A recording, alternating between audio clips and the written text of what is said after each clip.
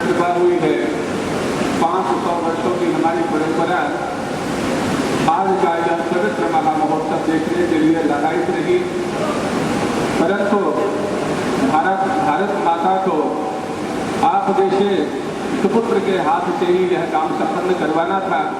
माता की बहुत बड़ी कृपा हुई, अद्भुत कृपा हुई।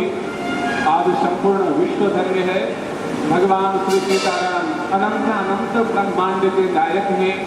दिलों में रहने वाले जितने भी प्रकार के जीव हैं आज सभी आह्लादित हो रहे हैं, सब प्रसन्न हो रहे हैं, सब भगवान श्री सीताराम की, श्री अवधधाम की जय जयकार कर रहे हैं, सब आपकी जय जयकार कर रहे हैं।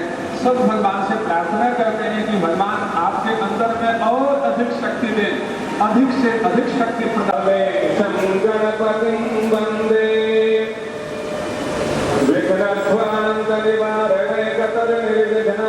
नमोस्तु रामाय सलक्ष्मणाय दिव्ये च तस्यै जनकात्मजायै नमोस्तु रुद्रेन्द्रजमादिपदे। संस्कार में परंपरा है कि हम बाबा भैरवनाथ का स्मरण करते हैं और वो भी विषय हमें कर्मकांड की आज्ञा प्राप्त होती है तो हम बाबा भैरवनाथ का स्मरण करेंगे। 1989 में सारे संसार के राम भक्तों ने पूजन करके भेजी। ऐसी लगभग 2,75,000 शिलाएं, उसमें से पत्थर की 100 शिलाएं निकाली गई जिन पर जय श्री राम लिखा हुआ है। शक्ति प्रदान करे हमने इसकी अपेक्षा रखी। पुष्प लेकर गणेश जी को प्रणाम करेंगे पुनः पूजन के क्रम में।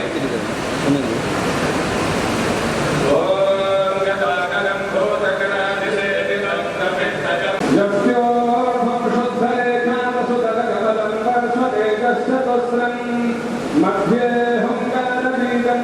भगवतः स्वामी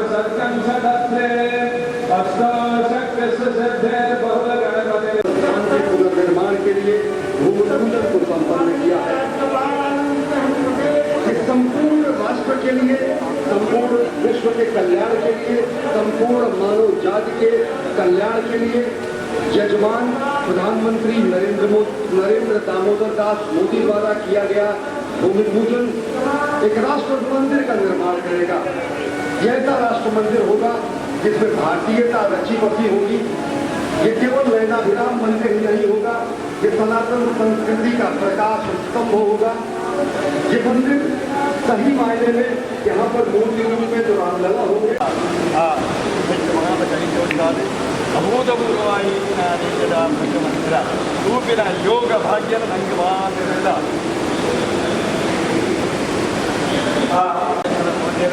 ಹಾಗಾಗಿ ಭಾರತ ಆಯುಧಾರೋಗ್ಯಗಳು ಮೊದಲ ಕಾರಣ ನೇತೃತ್ವಗಳು ಪವಿತ್ರವಾಗಿ ಮಹಾಪುರುಷ ಯಾದ ಆ ಮಂದಿರ ನಿರ್ಮಾಣ ಗೋವಿಂದ ಗೋವಿಂದ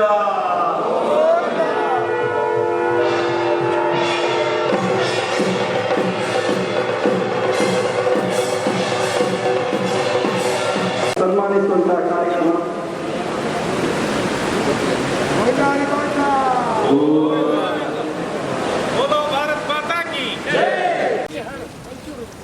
ಕೋಟಿ ಹಿಂದೂಗಳ ಭಾವನೆ ಶತಮಾನಗಳ ಕಾಲ ಹೋರಾಟ ನಡೆದಿರತಕ್ಕಂಥ ಒಂದು ವಿಶಿಷ್ಟವಾಗಿರ್ತಕ್ಕಂಥ ಸನ್ನಿವೇಶ ಅಂತ ಅನಿಸ್ತದೆ.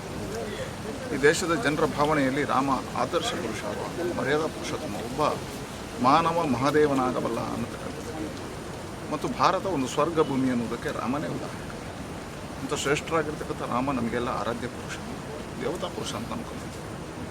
ಆ ರಾಮ ಆರಾಧನೆಯ ಮುಖಾಂತರ ಕುಶಲವ ಕಟ್ಟಿರ್ತಕ್ಕಂಥ ಮಂದಿರ ಅಯೋಧ್ಯೆಯಲ್ಲಿತ್ತು. ಯಾವಾಗ ನಮ್ಮ ಇತಿಹಾಸದಲ್ಲಿ ಉಲ್ಲೇಖ ಆಗುತ್ತೆ, ಬಾಬರ ಆಕ್ರಮಣ ಮಾಡಿದ ಬಾಬರ್ನ ಮುಖಾಂತರವಾಗಿ ಮೀರ್ ಬಾಂಕಿಯಲ್ಲಿ ಆ ಮಂದಿರದ ಮೇಲೆ ಗುಂಬಸ್ ಕಟ್ಟಿದ ಅನ್ನೋಂಥದ್ದು ಉಲ್ಲೇಖ. ಹಾಗಾಗಿ ಇಲ್ಲಿ ಹೋರಾಟಗಳು ನಡೀತಾ ಬಂತು, ಅದು ಹಿಂದೂಗಳದ್ದು. ಇವತ್ತು ಆ ಹೋರಾಟದ ಅಂತ್ಯ ಕಂಡಿದೆ. ನ್ಯಾಯಾಲಯದ ತೀರ್ಪಿನ ಮುಖಾಂತರವಾಗಿ ಅದು ರಾಮನ ಜಾಗ ಅನ್ನುವಂಥದ್ದು ಸ್ಪಷ್ಟ ಆಗಿದೆ. ಅದಕ್ಕೆ ಪೂರಕವಾಗಿ ಪ್ರಧಾನಮಂತ್ರಿ ನರೇಂದ್ರ ಮೋದಿಯವರು ನ್ಯಾಯಾಲಯದ ತೀರ್ಪಿನ ಆಧಾರದಲ್ಲಿ ಟ್ರಸ್ಟ್ಗೆ ಜಾಗವನ್ನು ಕೊಟ್ಟಿರ್ತಕ್ಕಂಥ, ಅನುದಾನಗಳ ಬಿಡುಗಡೆ ಮಾಡಿರ್ತಕ್ಕಂಥ, ಇವತ್ತು ಮೇಲೆ ಪ್ರಧಾನಿಯಾಗಿ ಯೋಗಿಯ ರೀತಿಯಲ್ಲೇ ಬದುಕ್ತಾ ಇರತಕ್ಕಂಥ ಪ್ರಧಾನಿ ಮತ್ತು ಮುಖ್ಯಮಂತ್ರಿಯಾಗಿ ಯೋಗಿ ಇರುವ ಕಾಲಘಟ್ಟದಲ್ಲಿ ಇವತ್ತು ಒಂದು ಇಂತಹ ಶಿಲಾನ್ಯಾಸಕ್ಕೆ ಮುಹೂರ್ತ ಆಗಿದೆ. ಇದೊಂದು ರೋಮಾಂಚನ ಕ್ಷಣ. ಯಾರು ಅಯೋಧ್ಯೆಯ ಮಂದಿರಕ್ಕೋಸ್ಕರ ಹೋರಾಟ ಮಾಡಿದಾರೋ ಅವರ ಜೀವನದ ಸರ್ವಶ್ರೇಷ್ಠವಾಗಿರ್ತಕ್ಕಂಥ ದಿನ. ವಿಶೇಷವಾಗಿ ಭಾರತೀಯ ಜನತಾ ಪಾರ್ಟಿಗೆ ಅಯೋಧ್ಯೆ ಒಂದು ಆಂದೋಲನ ರೂಪುಗೊಳ್ಳುವುದಕ್ಕೆ ಭಾರತೀಯ ಜನತಾ ಪಾರ್ಟಿ ಕಾದಿತ್ತು. ವಿಶ್ವ ಹಿಂದೂ ಪರಿಷತ್ ಬೇರೆ ಬೇರೆ ಸಂತರು ಮಹಾಂತರು ಹೋರಾಟವನ್ನು ಕೈಗೆತ್ತಿಕೊಂಡು ಆ ಕಾಲಘಟ್ಟದಲ್ಲಿ ಲಾಲ್ ಕೃಷ್ಣ ಅಡ್ವಾಣಿಯವರು ರಥಯಾತ್ರೆ ಮುಖಾಂತರ ಇದಕ್ಕೆ ಸಾರ್ವಜನಿಕ ಸ್ವರೂಪವನ್ನು, ಆಂದೋಲನದ ರೂಪವನ್ನು ಕೊಟ್ಟರು. ಇವತ್ತು ಭಾರತೀಯ ಜನತಾ ಪಾರ್ಟಿಯ ಸಂಕಲ್ಪ ಈಡೇರಿದ ದಿನ. ಈ ದೇಶ ಸಾಧು ಸಂತರ ಮಹಂತರ ಕಲ್ಪನೆಗಳಿಗೆ ರೆಕ್ಕೆ ಬಿಟ್ಟಿರತಕ್ಕಂಥ ದಿನ. ಈ ದೇಶದ ಕೋಟಿ ಕೋಟಿ ಹಿಂದೂ ಬಾಂಧವರ ಆ ಏನು ಭಾವನೆಗಳಿದೆ, ಆ ಭಾವನೆಗೆ, ನಂಬಿಕೆಗೆ ಆಧಾರ ಆಗಿರ್ತಕ್ಕಂಥ ದಿನ. ಒಂದು ಸಾಮರಸ್ಯದ ಸಂಕೇತವಾಗಿ ಅಯೋಧ್ಯೆಯಲ್ಲಿ ಇವತ್ತು ರಾಮ ಮಂದಿರಕ್ಕೆ ಶಿಲಾನ್ಯಾಸ ಆಗಿದೆ. ನಮ್ಮಂಥ ಕಾರ್ಯಕರ್ತರ ಇದು ಪುಳಕಿತವಾಗಿರ್ತಕ್ಕಂಥ ಸ್ಮರಣೀಯವಾಗಿರ್ತಕ್ಕಂಥ ನಮ್ಮ ಜೀವನದ ಅತಿ ಪುಣ್ಯದ ದಿನ ಅಂತ ನನಗೆ ಅನ್ನಿಸಿದೆ. ಅದರಲ್ಲೂ ವಿಶೇಷವಾಗಿ ನರೇಂದ್ರ ಮೋದಿಯವರೇ ಶಿಲಾನ್ಯಾಸ ಮಾಡೋದ್ರ ಮುಖಾಂತರವಾಗಿ ಇವತ್ತು ಒಂದು ಇಡೀ ದೇಶ ಜಗತ್ತು ಕಾಣುವಂಥ ಕಾಲಘಟ್ಟದಲ್ಲಿ ನಾವಿದ್ದೇವೆ. ನನಗನ್ನಿಸೆ ಇವತ್ತು ಆಗಿರ್ತಕ್ಕಂಥ ಮುಹೂರ್ತ ಆಧಾರ 3 ವರ್ಷದ ಒಳಗಾಗಿ ಮಂದಿರದಲ್ಲಿ ರಾಮ ಪ್ರತಿಷ್ಠೆ ಆಗತಕ್ಕಂಥ ಪುಣ್ಯದ ದಿನವನ್ನು ಕಾಣುವಂಥ ಭಾಗ್ಯವನ್ನು ಭಗವಂತ ಕೊಡಲಿ ಅಂತ ಪ್ರಾರ್ಥಿಸ್ತೇವೆ. ವಹಿಸಿರ್ತಕ್ಕಂಥ ಅಶೋಕ್ ಸಿಂಗ್ ಅವರು ಅಯೋಧ್ಯೆಗೆ ಒಂದು ಆಂದೋಲನಕರು, ಮಹಾಂತರಗಳ ತಂಡ, ನ್ಯಾಸ ಅಲ್ಲಿರ್ತಕ್ಕಂಥ ನ್ಯಾಯಾಲಯದಲ್ಲಿ ಹೋರಾಟ ಮಾಡಿರ್ತಕ್ಕಂಥ ನ್ಯಾಯಾಧೀಶರು, ನ್ಯಾಯವಾದಿಗಳು, ಆನಂತರ ಈ ಹೋರಾಟಕ್ಕೆ ತನ್ನ ಯೌವನ ಜೀವನ ಎಲ್ಲ ಅರ್ಪಣೆ ಮಾಡಿರ್ತಕ್ಕಂಥ ಕರಸೇವಕರು, ಈ ಹೋರಾಟದ ನೇತೃತ್ವ ವಹಿಸಿರ್ತಕ್ಕಂಥ ಲಾಲ್ ಕೃಷ್ಣ ಅಡ್ವಾಣಿ ಇರ್ಬೋದು, ಮೊಟ್ಟೆ ಮನೋಜ್ ಇರ್ಬೋದು, ವಿನಯ್ ಕಟಿಯಾರ್ ಇರ್ಬೋದು, ಸರ್ಸಂಘ ಚಾಲಕರಿಗೆ ನಾವು ಪ್ರೇರಣೆ ಕೊಟ್ಟಿರ್ಬೋದು, ಎಲ್ಲ ಸಂಘದ ಕಾರ್ಯಕರ್ತರು, ಪ್ರೇರಣೆ ನಡೆದಿರ್ತಕ್ಕಂಥ ಇಡೀ ಹಿಂದೂ ಸಮಾಜ ಅನ್ಯಾನ್ಯ ಸಂಘಟನೆಗಳು, ಇದೆಲ್ಲವನ್ನು ನೆನಪಿಸಬೇಕು. ಯಾಕಂದರೆ ಇದು ಯಾರ್ದೋ ಒಂದು ವ್ಯಕ್ತಿ ಇದರಿಂದ ಆಗಿರ್ತಕ್ಕಂಥ ಇಡೀ ಹಿಂದೂ ಸಮಾಜವೇ ಇದ್ದು ಇದಕ್ಕೆ ಹೋರಾಟ ಮಾಡಿತ್ತು. ಹಾಗಾಗಿ ಇದಕ್ಕೆ ಭಾಗವಹಿಸಿರ್ತಕ್ಕಂಥ ಎಲ್ಲರಿಗೂ ವಿಶೇಷವಾಗಿ ಒಂದು ಬಹಳ ಇದರಲ್ಲಿ ತೀರ್ಪು ಕೊಟ್ಟಿರ್ತಕ್ಕಂಥ ಎಲ್ಲ ನ್ಯಾಯಾಲಯಕ್ಕೂ ನಾವು ಗೌರವವನ್ನು ಸಲ್ಲಿಸಬೇಕು. ವಾಮೇ ಭೂಮಿಸುತ ಹೊರಸ್ತು ಹನುಮಾನ್ ಪಶ್ಚಾತ್ ಸ್ವಮಿತ್ರಾಸುತಃ ಶತ್ರುಘ್ನೋ ಭರತಶ್ಚ ಪಾರ್ಶ್ವದಲಯೋ ವಾಯುವಾದಿ ಕೋಣೇಶು ಚ ಸುಗ್ರೀವಶ್ಚ ವಿಭೀಷಣಶ್ಚ ತಾರಾಸುತೋ ಜಾಂಬವಾನ್ ಮಧ್ಯೆ ನೀಲ ಸರೋಜ ಹೇಮಋಷಿ ರಾಮಂ ಭಜೆ ಶ್ಯಾಮಲಂ. ಇದು ರಾಮ ದೇವರು ವನವಾಸ ಮುಗಿದು ರಾವಣನ ಸಂಹಾರ ಮಾಡಿ ಅಯೋಧ್ಯೆಯಲ್ಲಿ ಪಟ್ಟಾಭಿಷೇಕ ಆದಾಗ ಯಾರ್ಯಾರು ಇದ್ದರು ಅಂತ ವಿಶೇಷವಾಗಿದ್ದರು ಅಂತ ಒಂದು ಸೂಚಿಸತಕ್ಕಂತಹ ಒಂದು ಧ್ಯಾನ. ರಾಮದೇವರು ಸೀತೆಯ ಸಹಿತವಾಗಿ ಇರ್ತಾರೆ. ರಾಮನ ಪರಮಭಕ್ತರಾಗಿರತಕ್ಕಂತಹ ಹನುಮಂತ ದೇವರು ಇದರಲ್ಲಿ ಆಸೀನರಾಗಿರ್ತಾರೆ. ಆಚೆ ಈಚೆ ಬಲಗಡೆ ಎಡಗಡೆಯಲ್ಲಿ ಲಕ್ಷ್ಮಣ, ಭರತ, ಶತ್ರುಘ್ನ ಇರ್ತಾರೆ. ಹಾಗೆ 4 ಮೂಲೆಯಲ್ಲಿ ಸುಗ್ರೀವ, ವಿಭೀಷಣ, ಅಂಗದ, ಜಾಂಬವಂತರು ಇರ್ತಾರೆ. ಈ ರೀತಿಯ ಆ ಭಗವಂತನನ್ನು ಧ್ಯಾನ ಮಾಡ್ತಾ, ಯಾಕೆ ಅಂತಂದರೆ ಇವತ್ತು ರಾಮದೇವರು ಹೇಗೆ ಪಟ್ಟಾಭಿಷೇಕದಲ್ಲಿ ಅವರು ಪಟ್ಟಾಭಿಷೇಕ ಮಾಡಿದಾಗ ಎಲ್ಲರೂ ಸಂತಸ ಪಟ್ಟಿದ್ರು, ಅದೇ ಸಂತಸ ಇವತ್ತು ನಮಗೆಲ್ಲ ಆಗ್ತಾ ಇದೆ. ಯಾಕೆಂದರೆ ರಾಮರಾಜ್ಯ ಅನ್ನುವುದು ಎಲ್ಲ ನಾಯಿಗೂ ಸಹ ನ್ಯಾಯ ಕೊಟ್ಟಿರತಕ್ಕಂತಹ ಭಗವಂತ ರಾಮದೇವರು. ಅಂತಹ ರಾಮದೇವರ ಒಂದು ಸನ್ನಿಧಾನ, ದೇವಾಲಯ ಪುನಃ ನಿರ್ಮಾಣ ಆಗ್ತದೆ ಅನ್ನುವುದು ಸಂತಸದ ವಿಷಯ. ಅದಕ್ಕೆಲ್ಲ ಎಲ್ಲ ಕಡೆಯಲ್ಲಿಯೂ ಆ ಭಕ್ತರು ಅದನ್ನು ಆಚರಣೆ ಮಾಡಿದ್ದಾರೆ.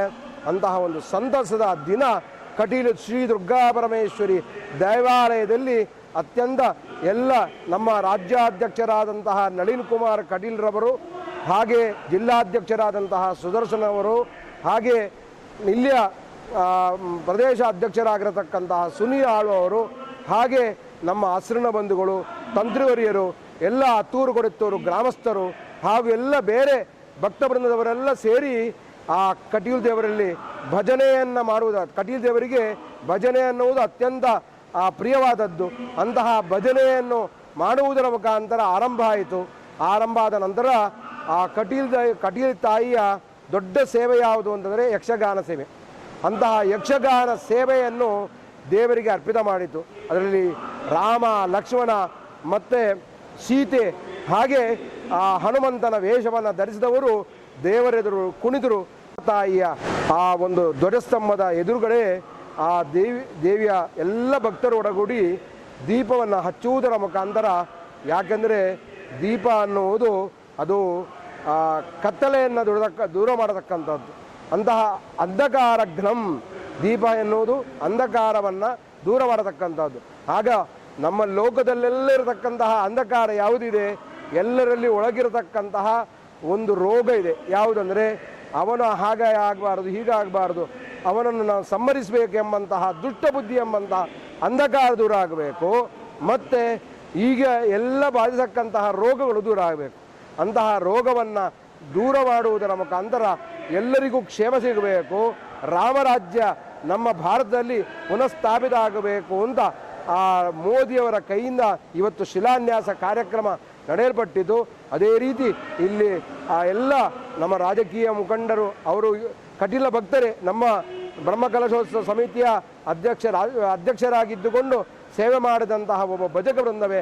ಅಷ್ಟು ಮಾತ್ರವಲ್ಲದೆ ಇಲ್ಲಿ ರಾಮನ ಸನ್ನಿಧಾನಕ್ಕೆ ಇಟ್ಟಿಗೆಯನ್ನೆಲ್ಲ ಒಟ್ಟಿಗೂಡಿಸಿದ್ದನ್ನು ತೆಗೆದುಕೊಂಡ ಒಬ್ಬ ಮಹನೀಯ ನಳಿನ್ ಕುಮಾರ್ ಕಟೀಲ್ರವರು.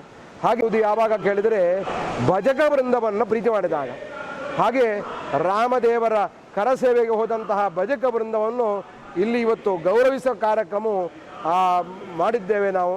ಅಂತಹ ಆ ಎಲ್ಲ ಆ ರಾಮದೇವರ ಆ ಭಕ್ತರಿಗೆ ಶ್ರೇಯಸ್ಸನ್ನು ಆ ಭಗವಂತ ಅನುಗ್ರಹ ಮಾಡಬೇಕು. ರಾಮರಾಜ್ಯ ಪುನಃ ಸ್ಥಾಪಿತ ಆಗಬೇಕು. ಅಯೋಧ್ಯೆ ಅನ್ನತಕ್ಕಂಥದ್ದು ಬಹಳಷ್ಟು ಶ್ರೇಯಪ್ರದವಾಗಿರತಕ್ಕಂತಹ ಕ್ಷೇತ್ರ ಅದು ಆ ಸನಾತನ ಕ್ಷೇತ್ರ ಅದು. ಅಂತಹ ರಾಮದೇವರು ಹೇಗೆ ರಾಮದೇವರು ಎಲ್ಲ ಗುಣಗಳನ್ನು ಲೋಕಕ್ಕೆ ತೋರಿಸಿದವರು. ಏಕಪತ್ನಿ ವ್ರತಸ್ಥನಾಗಿ ಅವರು ಲೋಕಮುಖಕ್ಕೆ ತಾನು ಹೀಗಿರಬೇಕು, ಲೋಕದವರು ಹೀಗಿರಬೇಕು ಅಂತ ತೋರಿಸಿಕೊಟ್ಟವರು. ಮತ್ತು ಅಷ್ಟು ಮಾತ್ರವಲ್ಲದೆ ಸಹೋದರರನ್ನು ಒಡಗೂಡಿ ತಾನು ಬದುಕನ್ನು ಬಾಳಿದಂತಹ ಒಬ್ಬ ಮಹನೀಯ ರಾಮದೇವರು. ಹಾಗೆ ಎಲ್ಲರೂ ನಾವು ಸಹೋದರರು ಅನ್ನತಕ್ಕಂತಹ ಪ್ರೀತಿ ಭಾವದಿಂದ ಬದುಕುವಂತಹ ಗುಣವನ್ನು ರಾಮದೇವರು ತೋರಿಸಿಕೊಟ್ಟಿದ್ದಾರೆ. ಅಷ್ಟು ಮಾತ್ರವಲ್ಲದೆ ಅವರನ್ನು ಒಟ್ಟಿಗೆ ಹೋರಾಡುವಾಗ ಯಾರ್ಯಾರು ಬಂದಿದ್ದರು, ಹನುಮಂತ ಇರ್ಬೋದು, ವಿಭೀಷಣ ಇರ್ಬೋದು, ಅಂಗದ ಇರ್ಬೋದು, ಅವರನ್ನೆಲ್ಲ ಒಟ್ಟಿಗೆ ಕೂಡಿಕೊಂಡು ಬಾಳಿದಂತಹ ಒಬ್ಬ ಮಹಾತ್ಮ ರಾಮದೇವರು. ಅಷ್ಟು ಮಾತ್ರವಲ್ಲದೆ ಅವರ ಪ್ರಜಾಪಾಲನ ತತ್ಪರರಾಗಿ, ಅದೇ ನಾನು ಹೇಳಿದಾಗೆ ಆಗ ನಾಯಿಗೂ ಸಹ ನ್ಯಾಯವನ್ನು ಒದಗಿಸಿದಂತಹ ರಾಮದೇವರು.